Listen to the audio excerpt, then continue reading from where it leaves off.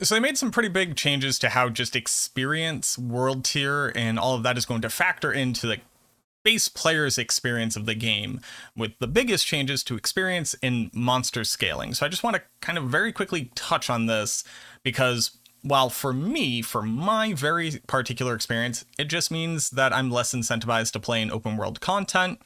I'm going to be playing more specialized content. When I had that thought, it kind of made this click in my head a little bit. So I want to touch on it because when we first read it, our initial response was just kind of like, this seems bad. But let me go step by step. One, they've just made World Tier 2 more valuable for the players. You're going to get 5% additional gold on top of the 15% that you're already getting before. So a fifth more gold than you would playing on World Tier 1. And then on top of that, they're going to increase monster item drop rate by 15%. I think that's good. World Tier 2 was kind of in this weird place where, like, if your build was strong enough to play on it, you might as well, but most builds weren't, especially in the early game. Now it's going to be different now that we're starting off with more skill points and stuff like that from the automatic renown in Season 1, but still, they're going to be builds that suffer. So you kind of just stuck it out in World Tier 1 because it was just faster that way. Give people more incentive to be willing to try the harder content for greater benefit than just some additional XP and some additional gold, which definitely wasn't enough previously. Now let's talk about the world scaling change.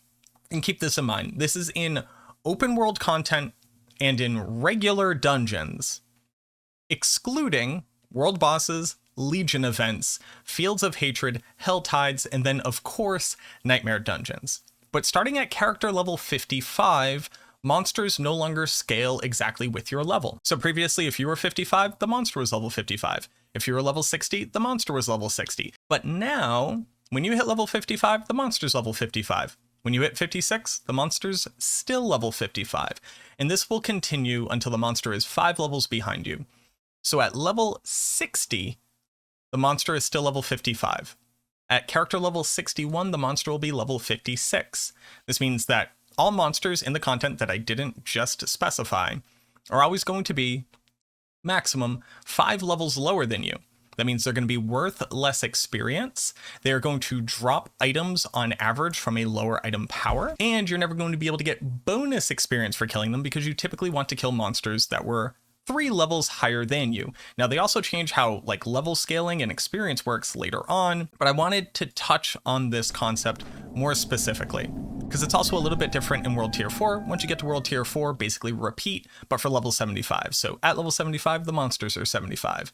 Once you're 80, the monsters are still 75. Level 81, the monsters are 76. Now this might seem like a bad thing, but let's think about what it enables for people who have less time playing the game, people with less expertise, a more casual approach to the game, or people who are playing builds that take a long time to get off the ground. If you can still say, I can choose to go up to a higher world tier and fight monsters that are higher level than me, that's great. Monsters are minimum level 75 in World Tier 4, as long as you're not doing any of this special content up here.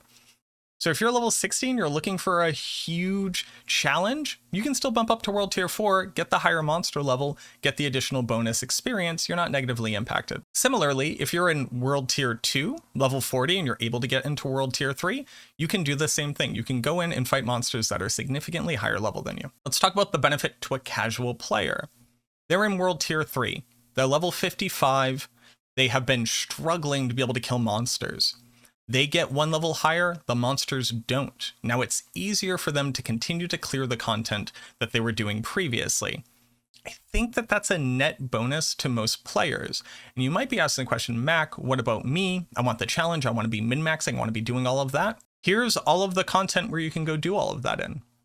You're doing a world boss, not gonna be lower level than you when you're in World Tier 3 and you're level 60. Want to go do a Legion event? Monsters are still your level or higher. Want to go to the Fields of Hatred? Still your level or higher. Are you in a Helltide? Still above your level. Are you in a Nightmare Dungeon? You were always able to calibrate the level of the monster in a Nightmare Dungeon, whether in World Tier 3 or World Tier 4, regardless of your level. They are the tier of the dungeon, plus 54. You can go fight whatever level monster that you want to for whatever challenge that you want to. You already have the ability to do this. Now, I do agree that this minimizes some of the value for the open world for people who want to be able to farm that content and not be forced to play in this specific content. I totally agree with that. Absolutely. We are losing a little bit of agency there. But I do think that ultimately it is beneficial for more players to be able to calibrate their challenge to their particular playstyle and, get served the repercussions of their actions, right? You want to kill stuff that's easier for you, understand that you're not going to level as fast, you're not going to get as good loot, but you can do it if you want to, and that's perfectly fine. Do you want to fight harder tier content? You already have places where you can go do that, get the benefits of the higher experience bonus, get the benefits of the higher item power. It seems like a win-win. Because right now, predominantly people were complaining that the scaling in Diablo 4 stopped them from being able to ever feel like they could go back and stomp content. That was never true, but it was the perception. And it wasn't until I actually listened to a podcast from game reviewers who I really trust and appreciate their opinion. They're called the Besties Podcast. They were similarly complaining about this issue of not being able to go back and stomp content, not be able to have that fantasy, which, while I understand after getting into higher tier content just isn't the truth, that doesn't change the fact that the perspective has been there for a lot of the casual player base. We may want everything to be tailored exactly to us and how we exactly want to play it. Realistically, this is not negatively impacting or changing what your progression through a season is going to look like. If you're already a person fighting higher tier content, this actually just doesn't apply to you. Just straight out doesn't apply to you. If you're running to a Helltide somehow and you didn't teleport to a town and you happen to do an event on the outside of it beforehand, sure, those monsters won't be your level. I get it. That's a tiny little negative for you. But I do think that ultimately this increases the types of gameplay that you can do as a player in this game. So I think that ultimately this part of it is a good change. And I just kind of want to break that down a little bit because my gut reaction was this is terrible. And now we got to talk about the changes to experience as a whole.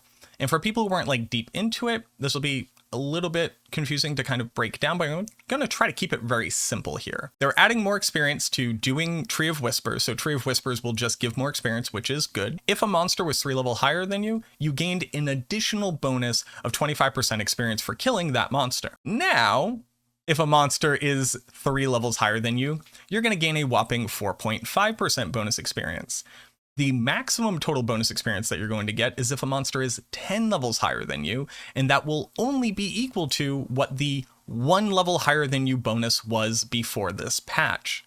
That is a massive decrease in overall experience. What this also means is that if you want to get the most out of your experience grind, you're going to have a build that's competent and capable of being able to kill monsters that are 10 levels higher than you.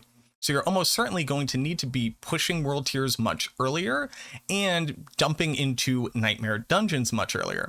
Now, they've also drastically buffed the bonuses from running nightmare dungeons. I think that they finally have nightmare dungeons in a place where the rewards at the end really incentivize you to actually push higher and do harder content and participate in that system past past tier 50 dungeons. But now you're going to have to do that to be able to get a small amount of the bonus experience that you used to previously. Now, the second part of this, while it does affect people's abilities to push into higher tier content with a very strong and competent build, is mostly geared at reducing your buddy's ability to boost you and just get you into world tier 4, run a couple nightmare dungeons, get you to level 50, 60 very quickly.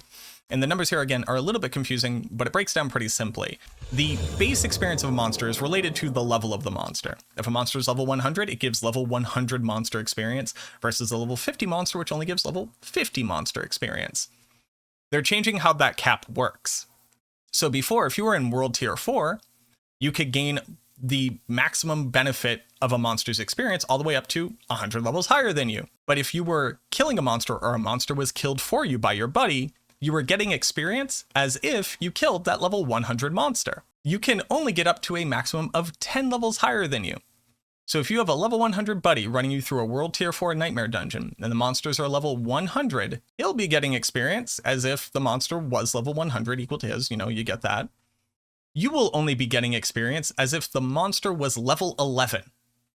And then the maximum bonus of 15% bonus experience on top of that, which is obviously a huge, drastic reduction in the ability to be power leveled. Now, this doesn't mean that power leveling is dead. Power leveling is still going to be the best way of leveling up an alt, getting somebody to rush you through. The thing, though, is that it's so much longer. It's going to take so much longer for you to get that same experience that there are going to be examples where maybe you actually just want to be playing through content that is maximum 10 levels higher than you, doing it yourself, so at least your gear continues to progress at the base level. So as you're getting more gear, you're getting more strong, you're able to clear that same content faster. It's not necessarily strictly better to be rushed. You can still do it. And I'm positive that certain levels of efficiency, it's still going to be better, but it's not now the only option because of how drastically they've reduced this. And I'm going to share it from two different perspectives here. From the casual player's perspective, this kind of sucks. Right? You don't have time to play. You don't have time to like sit there and grind it out yourself, but you want to be playing in the end game. You want to be playing the game that you paid for. I get that. From my perspective, from like the more expert level elite, whatever you want to call this side over here, I think it's ultimately very healthy for the game. This is the developer straight up saying, we want you to stop just skipping all of the game that we made. We made a game, we want people to play through it. You can still get your friends to help you. You can still get a bonus out of that, but you can't just make a level 1 character, get to world tier 4, be level 60 in an hour, and then start from there, which I think is very valid. I think that that's a valid desire for them to have players experiencing the game that they made and that they put all this time and effort into. I'm not sure we're on like the grand moral scale of like what's good for players versus what's good for the game ultimately like evens out at. I do think that's a good change. I do think that you are now more rewarded for actually playing through the game yourself, coming up with a competent build, playing well, and being able to conquer like harder content for additional bonuses up to the maximum of 10 levels higher than you in the bonus 15% experience. Because I do think that just straight up, the experience grind from 1 to 100 was just too fast.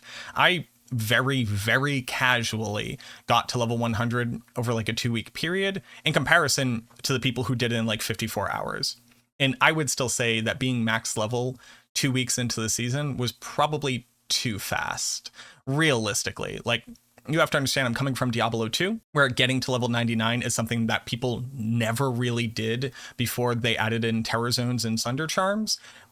So my opinion, my bias is a bit skewed here, and I will agree with that, or I will admit that.